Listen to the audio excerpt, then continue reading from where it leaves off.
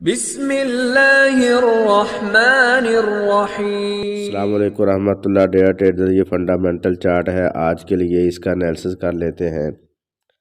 आज 8 मार्च है और बुध का दिन है। तो अगर देखें दोपहर 3 बजे मार्केट में $3 से $4 तक मूवमेंट आ सकती है। अगर शाम को 6:15 बजे देखा जाए तो प्रीवियस रिकॉर्ड के मुताबिक मार्केट $4 तक मूवमेंट ले सकती है। और इसी तरह अगर शाम 8 बजे देखा जाए तो पावल की स्पीच भी है और जोल्टस डाटा भी है। तो जोल्टस डाटा जो प्रीवियस रिकॉर्ड है उसमें $9 तक मूवमेंट ली थी। तो पावल की स्पीच और दोनों को मिला के $15 से $20 तक मार्केट मूवमेंट ले सकती है। अगर क्रूड ऑयल इन्वेंट्री देखा जाए तो मार्केट अगर 2 कैंडल 15 मिनट वाली किसी एक तरफ बनाती है तो आप फिर उसी तरफ ट्रेड लेने के मजाज हैं। और इसी तरह रात 11 बजे डाटा है, 10 ईयर्स बॉन्ड एक्शन है। इसमें मार्केट अगर 2 कैंडल मुसलसल एक तरफ बना देती है 15 मिनट वाली तो फिर उसी तरफ आप ट्रेड ले सकते हैं। और मज़ीद जो रात पावल की स्पीच थी 8 बजे, उसका जो खुलासा है वो मैं भी इसी वीडियो में आपके सामने रख देता हूँ। ट्रेडर्स, ये पावल की स्पीच का खुलासा है रात का, जो आप अभी मैं आपको पढ़ के सुना देता हूँ तो आप समझ जाएंगे कि आगे वाले हालात क्या हो सकते हैं। मंगल को सोने की कीमतें दबाव में आ गईं क्योंकि फेडरल चेयर की सेनेट के सामने नीम सालाना गवाही के बाद पूरे बोर्ड में अमेरिकी डॉलर मजबूत हुआ। पावल के आकबत अंदेश तबसरों की वजह से अमेरिकी डॉलर में तेज़ी आई। इसने तेज़ रफ्तारी से शेयर बढ़ाने के लिए अपनी रजामंदी का इशारा भी दिया है। उन्होंने इस बात को भी नोट किया है कि शरह सूद की हतमी सदा पहले की तवक्को से ज़्यादा होने का इम्कान है। तो जब ऐसा वक्त आए कि शरह सूद ज़्यादा होती है तो फिर डॉलर डाउन होता है, इसको जहन में रखिएगा। और इसी तरह उसने कहा है कि ताज़ा तरीन माशी इदाद-ओ-शुमार तवक्को से ज़्यादा मजबूत आए हैं, उनकी इकॉनमी बेहतर हो रही है और जो एक प्रेशर था इस कोरोना का वो ख़त्म हो गया है, तो जिसकी वजह से उनकी इकॉनमी बेहतर हो रही है। तो इसी तरह उसने कहा है कि अगला डाटा और इस यानी फरवरी का और मार्च का, जो 31 मार्च को उनकी एफओएमसी की मीटिंग है, उसमें उन्होंने कहा कि 25 से $50 बिलियन तक जो इजाफा है वो मुमकिन है फेडरल रिज़र्व में।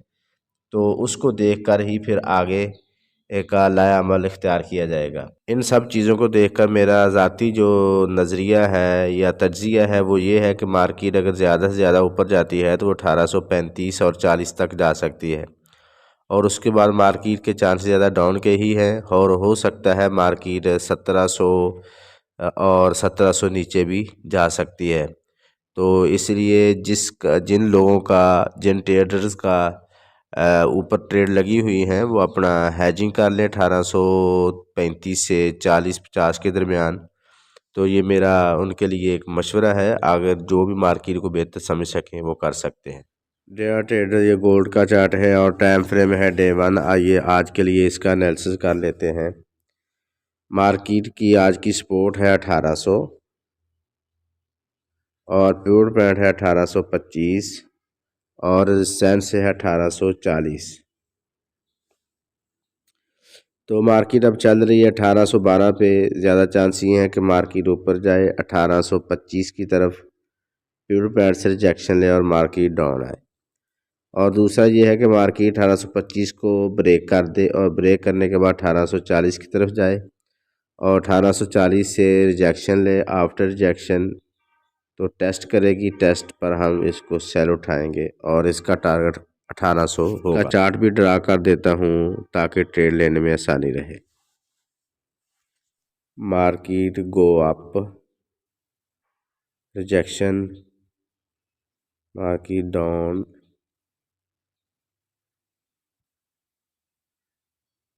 Market go up, break, rejection 1840, after rejection cell.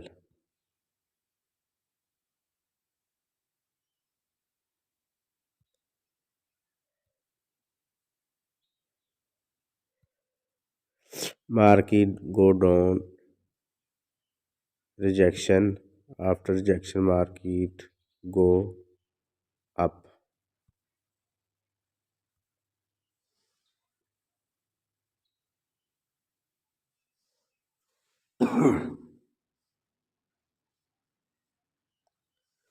तो ट्रेडर यहाँ पर मैं आपको एक और भी वजाहत करता चलूँ कि मार्केट 1820 की तरफ जब आई, जो हमारा ये वाला जोन था, हमारा ये वाला जोन जो था बाय का जोन था, हमने इसको हाईलाइट भी किया हुआ है। तो 1820 से लेकर ये 1815 का एरिया था जो बाय का जोन था। मार्केट ने अब इसको ब्रेक कर दिया है तो ज़्यादा चांस है मार्केट नीचे आएगी। तो इस एरिया में हमने 1818 से 18 के करीब 1818 के करीब हमने बाय का सिग्नल दिया था $5 के एसएल के साथ, मगर वो हिट हो गया। तो ये मार्केट का हिस्सा है। तो मार्केट के ज़्यादा चांस यहाँ पर थे कि मार्केट एक दफ़ा ऊपर जाएगी, क्योंकि 1830 का एरिया जो भी मैं आपको बताता हूँ H4 में, वो इसका टेस्ट था और 1840 तक जाने के चांसेस हैं। ट्रेडर ये H4 का चार्ट है, अगर इसमें देखा जाए तो इसने मार्केट की 1830 को जो इसकी सपोर्ट थी उसको ब्रेक किया। पहले 1840 पे मुड़ना था, वापस होना था, लेकिन वो नहीं हो सका। तो इसके बाद 1820 को भी ब्रेक कर दिया है। तो अब ज़्यादा चांस है कि 1820 तक जाए। अगर रिजेक्शन नहीं लेता 1830, अगर फिर भी रिजेक्शन नहीं लेता तो 1840 का एरिया है। तो जिन लोगों ने यहाँ से बाई उठाई हुई है वो 1840 तक उसको एग्ज़िट कर सकते हैं, और जिनकी इससे ज़्यादा ऊपर हैं तो वो हैजिंग कर ले यहाँ से, क्योंकि मार्केट 21 मार्च तक इसका कोई अभी तक कंफर्मेशन नहीं है। ज़्यादा चांस है मार्केट डाउन जाए।